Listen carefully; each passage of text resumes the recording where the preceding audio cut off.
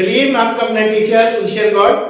आज मैं आपके लिए सामान्य कंप्यूटर से संबंधित टॉपिक लेकर आया हूं, जो हमारी कंप्यूटर में विषय है। आज का हमारा कंप्यूटर की प्रथम पीढ़ी, सेकंड पीढ़ी, तीसरी पीढ़ी, चौथी पीढ़ी और पांचवी पीढ़ी की विशेषताएं क्या है, ये पीढ़ियां कब कब इनका विकास हुआ, क्या क्या इनमें प्रयोग हुआ, और वर्तमान में जो कौन सी पीढ़ी चल रही है, पांचवी पीढ़ी चल रही है। 1990 के बाद पांचवी पीढ़ी चल रही है कंप्यूटर की। तो यही सब चीजें हमें इसमें देखनी है और यही हमारे एग्जाम में इससे संबंधित क्वेश्चन बनते हैं। एक मैंने आपको ब्रीफ समरी दे दी है ताकि आप लोग इसे ब्रीफ समरी को पढ़ के किसी भी एग्जाम में बैठ सके और वहां आपका कोई भी क्वेश्चन ना छूटे।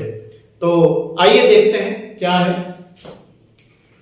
विषय है सामान्य कंप्यूटर, जनरल कंप्यूटर, और टॉपिक है कंप्यूटर की प्रथम पीढ़ी से लेकर पांचवी पीढ़ी तक संपूर्ण जानकारी।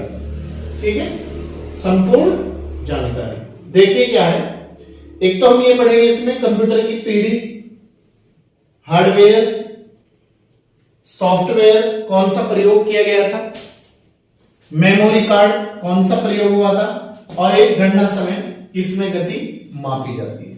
ठीक है,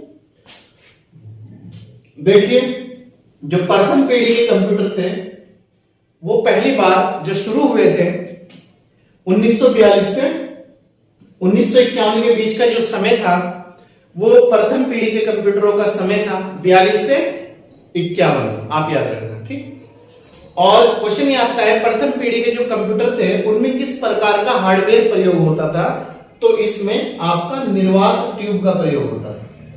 यह क्वेश्चन ये दे देगा कि निर्वात ट्यूब का जो प्रयोग होता था वो कौन सी पीढ़ी के कंप्यूटरों में होता था। ठीक है, तो आप याद रखना प्रथम पीढ़ी के कंप्यूटरों में निर्वात ट्यूब का प्रयोग किया जाता था। ठीक है, इसके बाद इसमें जो सॉफ्टवेयर था वो था एक तो मशीनी भाषा का प्रयोग, एक बाइनरी नंबर हमारा 0 और 1 होता है। ठीक है, और एक स्टोर प्रोग्राम का, ये आपका इसमें 3 प्रकार के सॉफ्टवेयर का प्रयोग हुआ था। ठीक है, प्रथम पीढ़ी में। और प्रथम पीढ़ी में जो मेमोरी कार्ड था वो था पंच कार्ड या पेपर टैप का प्रयोग। एक तो पंच कार्ड का प्रयोग होता था इसमें प्रथम पीढ़ी के कंप्यूटर में, और एक पेपर टैप का प्रयोग होता था। और इसमें जो समय की गणना होती थी प्रथम पीढ़ी के कंप्यूटरों में वो होती थी आपकी मिली सेकेंड में। याद रखना, प्रथम पीढ़ी के जो कंप्यूटरों में समय की गणना होती थी वो होती थी आपकी मिली सेकेंड में। ठीक है, एक बार फिर देख लीजिएगा, प्रथम पीढ़ी के जो कंप्यूटर थे समय रहा उनका 1942 से 1951। कौन से हार्डवेयर का प्रयोग होता था, निर्वात ट्यूब का। सॉफ्टवेयर मशीनी भाषा, बाइनरी नंबर 0 और 1 होता है, याद रखना। स्टोर प्रोग्राम, मेमोरी में पंच कार्ड या पेपर टैप का प्रयोग होता था। और जो प्रथम पीढ़ी के कंप्यूटर थे उनमें जो समय की गति मापी जाती थी वो आपका मिली सेकंड में मापी जाती थी। क्लियर? आइए दूसरी पीढ़ी पे आ जाते हैं। दूसरी पीढ़ी 1956 से 1964 तक का इसके समय रहा है। दूसरी पीढ़ी के जो कंप्यूटर थे 1956 से लेकर 1964 तक चले थे। ठीक है, और इनमें ट्रांजिस्टर का प्रयोग होता था। आप याद रखना, क्वेश्चन आता है कि ट्रांजिस्टर का प्रयोग कौन सी पीढ़ी के कंप्यूटर में होता था, तो द्वितीय पीढ़ी के या दूसरी पीढ़ी के या सेकंड जनरेशन के कंप्यूटरों में इसका प्रयोग होता था। सॉफ्टवेयर में उच्च स्तरीय असेंबली भाषा का प्रयोग और बेंच ऑपरेटिंग सिस्टम का प्रयोग। एक तो उच्च स्तरीय असेंबली भाषा का प्रयोग होता था इसमें, और एक बेंच ऑपरेटिंग सिस्टम का प्रयोग होता था इसमें। ठीक है, और इसमें मेमोरी में क्या होता था, चुंबकीय मेमोरी का प्रयोग, और दूसरा मैग्नेटिक टैप का प्रयोग, और तीसरा मैग्नेटिक डिस्क का प्रयोग। तो ये आपका इसमें मेमोरी में 3 चीजों का प्रयोग होता था। सेकंड जनरेशन के जो कंप्यूटर थे चुंबकीय मेमोरी का प्रयोग और मैग्नेटिक टैप का प्रयोग और आपका मैग्नेटिक डिस्क का प्रयोग। ठीक है, और इसमें जो समय की गणना होती थी, समय की गति मापी जाती थी माइक्रो सेकंड में मापी जाती थी। कौन से में? सेकंड जनरेशन के जो कंप्यूटर थे। ठीक है, एक बार फिर जल्दी से देख लीजिएगा सेकंड जनरेशन के जो कंप्यूटर का समय रहा 56 से 64, क्या प्रयोग होता था? हार्डवेयर में ट्रांजिस्टर का प्रयोग, सॉफ्टवेयर का प्रयोग में उच्च स्तरीय असेंबली भाषा, और दूसरा बेंच ऑपरेटिंग सिस्टम। मेमोरी में किस चीज का प्रयोग होता था? चुंबकीय मेमोरी का प्रयोग, मैग्नेटिक टेप का प्रयोग और मैग्नेटिक डिस्क का प्रयोग। ठीक है, और समय की गणना माइक्रो सेकंड में होती थी सेकंड जनरेशन के जो कंप्यूटर थे। ठीक, इसके बाद तीसरी जो पीढ़ी के कंप्यूटर है 65 से 75, 1965 से लेकर 1975 का जो समय रहा वो थर्ड जनरेशन कंप्यूटर का रहा है। ठीक है, इसमें आईसी का मतलब है इंटीग्रेटेड चिप का प्रयोग होने लगा था, और सॉफ्टवेयर में उच्च स्तरीय भाषा का मानकीकरण, और दूसरा टाइम शेयरिंग ऑपरेटिंग सिस्टम का प्रयोग। थर्ड जनरेशन में जो सॉफ्टवेयर में प्रयोग होता था उच्च स्तरीय भाषा का मानकीकरण, और दूसरा है टाइम शेयरिंग ऑपरेटिंग सिस्टम का प्रयोग। कौन से में? थर्ड जनरेशन में। ठीक है, इसके बाद मेमोरी में क्या प्रयोग होता था? चुंबकीय भंडारण क्षमता में वृद्धि हो गई थी। यहां जो चीजों को रिकॉर्ड करने की कैपेसिटी थी वो ज्यादा हो गई थी। चुंबकीय भंडारण क्षमता में वृद्धि। क्वेश्चन ये दे देगा कौन सी जनरेशन के कंप्यूटर के समय चुंबकीय भंडारण क्षमता में वृद्धि हो गई थी? तो थर्ड जनरेशन। ठीक है, और यहां जो समय था थर्ड जनरेशन में नैनो सेकंड में मापा जाता था। समय की जो गणना थी वो आपकी नैनो सेकंड में होती थी। ठीक है,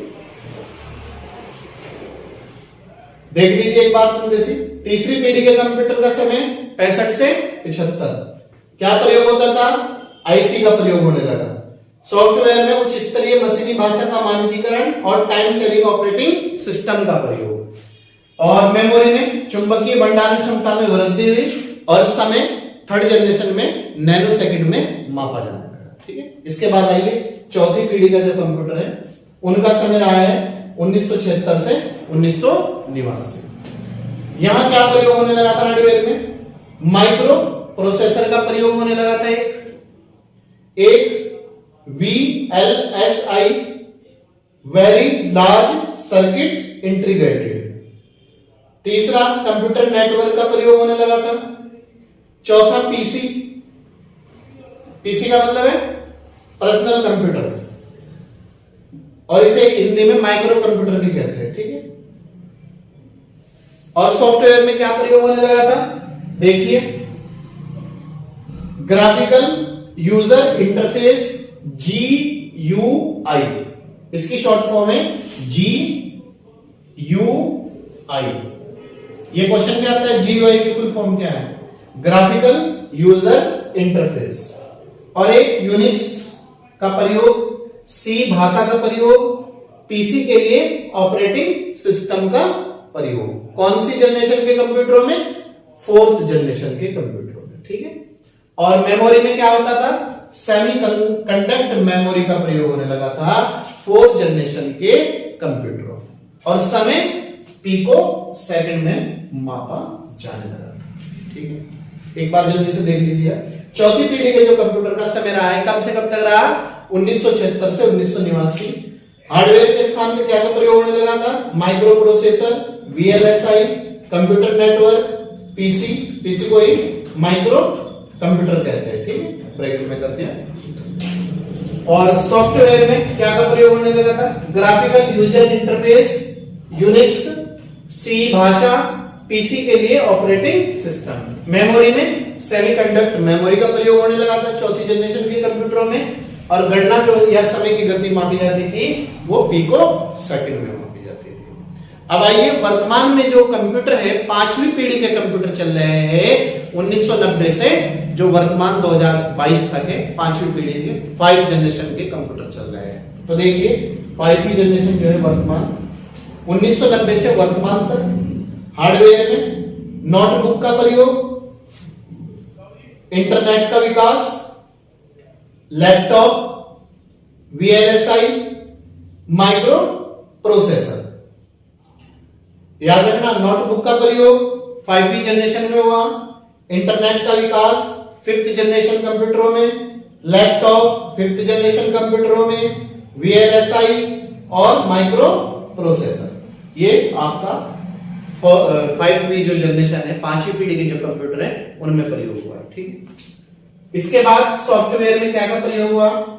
इंटरनेट तथा मल्टीमीडिया सॉफ्टवेयर। दूसरा पैरेलल प्रोसेसिंग। ठीक है, ये 5वीं जनरेशन में प्रयोग होने लगा। मेमोरी के में क्या क्या है? विशाल भंडारण क्षमता, कितना भी डाटा आप रिकॉर्ड कर सकते हो, बस उसकी आपको उतनी जीबी की चिप लेनी पड़ेगी। ठीक है, वर्चुअल मेमोरी, और तीसरा ऑप्टिकल डिस्क। ये 5वीं पीढ़ी के कंप्यूटरों में प्रयोग होने लगा। और गणना की जो समय गति है वो पिकोसेकंड में ही मापी जाती है। तो ये थी हमारी 5वीं पीढ़ी के जनरेशन के कंप्यूटर।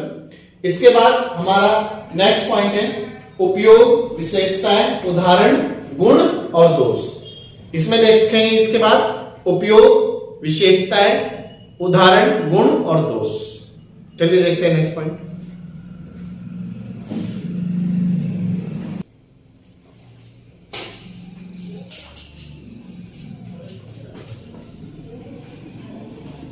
इसके बाद हम प्रथम पीढ़ी के जो कंप्यूटरों का उपयोग हुआ था वो देख लेते हैं। उपयोग, दूसरा विशेषताएं क्या रही है, इनकी कमियां और क्वालिटी क्या रही है, और कौन से कंप्यूटर किस पीढ़ी के उदाहरण है ये देख लेते हैं। ठीक है, तो देखिए प्रथम पीढ़ी के जो कंप्यूटर थे जो 1942 से 1951 तक समय रहा है, उनका उपयोग किन किन क्षेत्रों में किया गया है? एक तो उसका उपयोग वैज्ञानिक क्षेत्र में किया गया है, विज्ञान में, और दूसरा उसका उपयोग रक्षा क्षेत्र में किया गया। तो प्रथम पीढ़ी के कंप्यूटर का अगर उपयोग पूछे आपसे एग्जाम में तो वैज्ञानिक क्षेत्र और रक्षा क्षेत्र हमारा आंसर होगा। ठीक है, विशेषताएं क्या थी? विशेषता ये थी विद्युत और यांत्रिक मशीन थी, विद्युत पे ही पूरे डिपेंड थे और यांत्रिक मतलब यंत्र द्वारा ही चलती थी। इनकी कमी क्या रही है? प्रथम पीढ़ी के जो कंप्यूटर थे, एक तो ये काफी खर्चीले थे, मतलब ज्यादा महंगे थे, बहुत ज्यादा। दूसरा ये आकार में बड़े होते थे, बहुत ज्यादा बड़े कमरे टाइप में होते थे, बहुत बड़े बड़े होते थे। तीसरी इनकी कमी ये रही है कि ये लाइट की खपत जो थी, जो लाइट थी जिसके द्वारा चलते थे, लाइट इन्हें ज्यादा चाहती थी। चौथी कमी ये रही है, ये जो कार्य होता था इन पे, उनमें एक कमी करते थे, कमी ज्यादा करते थे, मतलब कार्य की एक्यूरेसी नहीं थी, कार्य में गलतियां होती थी। ठीक है, तो ये इसके गुण दोष रहे। और इसके उदाहरण कौन कौन से कंप्यूटर है प्रथम पीढ़ी के? देखिए एनियक प्रथम पीढ़ी का कंप्यूटर है, इडवेक प्रथम पीढ़ी का है, यूनिवेक फर्स्ट प्रथम पीढ़ी का कंप्यूटर है। तो क्वेश्चन ये दे देगा कौन सा प्रथम पीढ़ी का कंप्यूटर है, कौन सा नहीं है। तो याद रखना एनियक, इडवेक, यूनिवेक फर्स्ट, ये प्रथम पीढ़ी के कंप्यूटर थे। ठीक, इसके बाद दूसरी पीढ़ी का जो समय रहा है 56 से 64, इनका उपयोग किस किस क्षेत्र में होता था? एक तो वैज्ञानिक क्षेत्र में होता था, और वैज्ञानिक क्षेत्र के साथ साथ ये बिजनेस में भी इनका प्रयोग होने लगा था। आप याद रखना, द्वितीय जो सेकंड जनरेशन के कंप्यूटर थे उनका वैज्ञानिक प्रयोग के साथ साथ रक्षा क्षेत्र के साथ साथ उनके साथ जुड़ गया था व्यवसायिक कार्य, बिजनेस। ठीक है, इनकी विशेषताएं क्या रही है? विशेषता देख लेते हैं। मेमोरी और प्रोसेसिंग क्षमता में वृद्धि हुई थी, मेमोरी और प्रोसेसिंग क्षमता में वृद्धि हुई थी। कौन सी जनरेशन के कंप्यूटरों में? सेकंड जनरेशन के कंप्यूटरों में। कमी क्या रही है? एक तो कमी वही थी, ज्यादा महंगे थे, ज्यादा हर आम व्यक्ति के जेब से बाहर थे, आम व्यक्ति इन्हें खरीद ही नहीं सकता था, तो ज्यादा महंगे थे। और छोटा आकार, मतलब जो पहले आकार था इनका बड़े वाला, उससे थोड़ा छोटा आकार हो गया इनका। ठीक है, और तेज गति, जो गति है उसमें वृद्धि होने लगी। इसके बाद इसके जो उदाहरण है, IBM 1401 सेकंड जनरेशन का कंप्यूटर था। यूनिवेक, यहां यूनिवेक फर्स्ट था, याद रखना, ओनली फॉर यहां यूनिवेक हो गया सेकंड जनरेशन में, ठीक है, ये भी आपका सेकंड जनरेशन का था। PDP 8 ये आपका सेकंड जनरेशन का कंप्यूटर था। तो IBM 1401 second generation, UNIVAC only for UNIVAC second generation, और PDP 8 सेकंड जनरेशन। तो आप इसे याद रखना। इसके बाद है नेक्स्ट पॉइंट, तीसरी पीढ़ी के कंप्यूटर 1665 से 1965 से 1975। इनका उपयोग किन किन क्षेत्रों में होने लगा? यहां आकर कंप्यूटर का व्यक्तिगत उपयोग होने लगा था। मतलब 1965 और 75 का बीच एक ऐसा समय था, इसका उपयोग आम आदमी भी करने लगा था, तीसरी पीढ़ी के कंप्यूटर का उपयोग, ठीक है। इसके बाद इसकी विशेषताएं क्या रही है? विशेषता यही रही है सबसे बड़ी कि इसका व्यक्तिगत लोगों के द्वारा उपयोग बढ़ने लगा था। लोगों के द्वारा यहां भी इसे खरीदना शुरू कर दिया था और कार्यों में प्रयोग होना शुरू हो गया था, ठीक। गुण या कमी क्या, दोष क्या रहे हैं? एक तो इसमें इसकी जो वो है गति तेज हो गई और आकार थोड़ा छोटा हो गया और थोड़े सस्ते हो गए। तीसरी पीढ़ी के जो कंप्यूटर थे, गति थोड़ी तेज हो गई पहले से, आकार जो था इनका अगर पहले इतना था तो और थोड़ा इतना हो गया, छोटा हो गया। और ये अगर पहले 1 लाख रुपए के आते थे तो अब कहीं ना कहीं 80,000 रुपए का आने लगा, ठीक है। तो थर्ड जनरेशन के जो कंप्यूटर थे उनका उदाहरण है IBM 360 और PDP 11। ये थर्ड जनरेशन के कंप्यूटर थे दोनों, ठीक है। इसके बाद चौथी पीढ़ी के जो कंप्यूटर थे उनका जो समय रहा है 1976 से 1989 रहा है। इनका उपयोग किस एक तो व्यवसाय में, बिजनेस में होने लगा और एक दूसरा इनका व्यक्तिगत उपयोग में बड़ी वृद्धि हुई। मतलब अगर यहां 10 लोग उपयोग करते थे थर्ड जनरेशन में, तो फोर्थ जनरेशन में आके कहीं ना कहीं उसे 15 से 20 लोग इसका उपयोग करने लगे कंप्यूटर का, ठीक है। इसके बाद इसकी विशेषता यह है एक बार में अनेक कार्य होने लगे। फोर्थ जनरेशन में आगे विशेषता यह हो गई थी कि अगर आप कंप्यूटर पे टाइपिंग कर रहे हो तो टाइपिंग के साथ साथ आप म्यूजिक भी सुन सकते हो, म्यूजिक के साथ साथ आप चैट भी कर सकते हो, चैट के साथ साथ आप और भी कार्य कर सकते हो। तो यहां क्या हुआ, फोर्थ जनरेशन में आप एक बार में अनेक कार्य होने लगे। और इसकी कमियां क्या रही है या क्वालिटी क्या रही है? ये इसकी इच्छा ही थी कि और भी सस्ता हो गया। अगर थर्ड जनरेशन में 80,000 रुपए का मिलता था तो कहीं ना कहीं ये यहां 60-65,000 रुपए का हमें मिलना शुरू हो गया, ठीक है। गति में वृद्धि हुई, उच्च क्षमता कैपेसिटी बढ़ी और उपयोग आसान होने लगा। तो याद रखना, फोर्थ जनरेशन में कंप्यूटर और भी सस्ता हो गया, गति तेज हो गई, उच्च क्षमता में वृद्धि हुई और उपयोग आसान होने लगा। मतलब नई चीज, नई विंडो आने लगी और इसका उपयोग और भी आसान होने लगा। और फोर्थ जनरेशन के जो कंप्यूटर थे, एक तो था IBM PC और एक था Apple PC। ये फोर्थ जनरेशन के आपके कंप्यूटर। इसके बाद आपका 5 जनरेशन या 5वीं पीढ़ी के जो कंप्यूटर है, समय 1990 से वर्तमान है, यहां आपको बता दिया मैं बार बार। उपयोग इनका होने लगा था, यहां आकर याद रखना, यहां आकर कंप्यूटर पर इंटरनेट व सोशल मीडिया के द्वारा मनोरंजन में वृद्धि हुई। आप देख रहे होंगे आज की डेट में प्रत्येक व्यक्ति जो मोबाइल का भी उपयोग कर रहा है, कंप्यूटर का भी, सोशल मीडिया से भी अटैच है, ट्विटर से भी अटैच है, आपका इंस्टाग्राम से भी अटैच है, फेसबुक से भी अटैच है, आप व्हाट्सएप से भी अटैच है और भी बहुत चीजें हैं जो हमारी सोशल साइट है तो यहां क्या होने लगा कि आपका मनोरंजन में, सोशल मीडिया और मनोरंजन में वृद्धि होने लगी कंप्यूटर के द्वारा और नए नए जो आधुनिक टेक्नोलॉजी है मोबाइल की उसके भी द्वारा। ठीक है।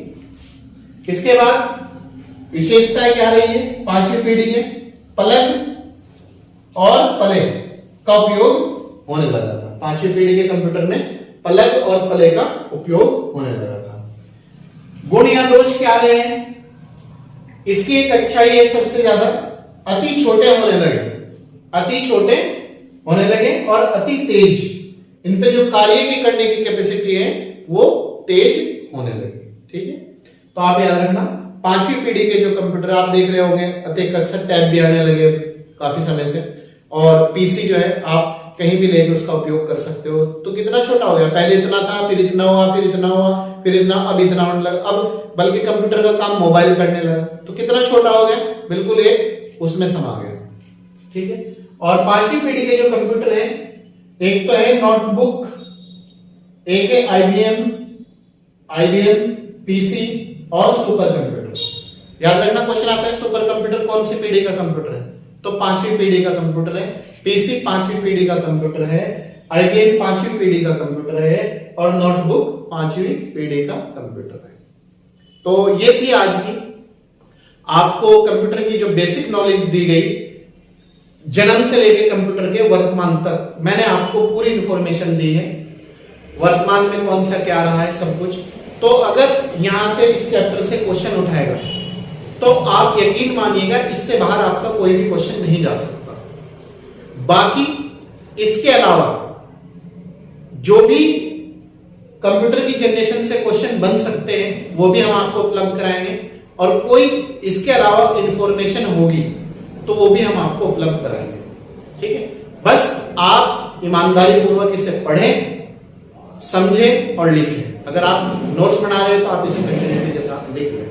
ठीक है, अलग अलग नोट्स बनाए, अलग अलग सब्जेक्ट का पढ़ाया जा रहा है आपको, उसी तरीके से आप नोट्स। तो चलिए, मैं आपका अपना टीचर गुलशन गौड़, मिलते हैं आपसे नेक्स्ट क्लास में। अगर आप हमारे यूट्यूब चैनल पर नए हैं तो देखो भाई, थोड़ी आप भी मेहनत करें, हम भी मेहनत कर रहे हैं आपसे मिलके, हमारी पूरी टीम आपकी सेवा में लगी है। तो थोड़ी रिस्पॉन्सिबिलिटी तो हम सबकी बनती है कि अगर हम किसी चीज को समय दे रहे हैं तो उससे थोड़ा प्यार भी करना जरूरी है। तो आपसे इतना वो है कि आप अगर नए हैं तो इसे सब्सक्राइब, लाइक, शेयर जरूर करें, और अगर पुराने हैं तो कंटिन्यूटी के साथ 3 क्लास पाने के लिए प्रतिदिन हमारे साथ जुड़े रहे और लोगों को भी जोड़ने का प्रयास करें। लाइक और शेयर जरूर करें, और आपको हमारी क्लास कैसी लगी ये भी आप हमें कमेंट बॉक्स में अपना उत्तर दें। ठीक है, चलिए मिलते हैं आपसे नेक्स्ट क्लास में, तब तक आप अच्छी तरीके से मेहनत करें और आगे बढ़ें। ठीक, थैंक यू।